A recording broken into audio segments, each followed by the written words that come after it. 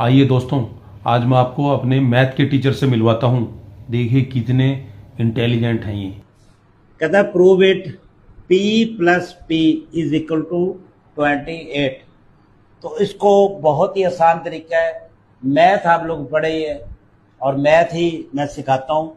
सबसे पहले क्या करेंगे, इसमें से जो 1 है ये वाला अलग कर रहे हैं और जो इसका 0 है वो अलग कर रहे हैं, ये वाला हेड। ठीक है, फिर प्लस करें, 1 इसका अलग कर लें और इसका जो सर है उसको उतार लें, इधर कर लें। ठीक है, अब इसको साबित करेंगे ये 28 कैसे बनेगा। अब यहाँ पे देखें, ये 1 है और ये 1 है, इन दोनों को जमा कर लें तो कितना हो जाएगा, 2 हो जाएगा। अब ये वाले जो दो इसके सर हमने उतारे थे, इनको हमने क्या करना है, इनको भी हमने प्लस कर लेना है। इनको ये वाला जो है ये उठाकर हम यहाँ ले आएंगे, ये हो जाएगा यहाँ पे। फिर ये वाला जो है ये उठाकर यहाँ हम ले आएंगे, ये ऐसे हो जाएगा।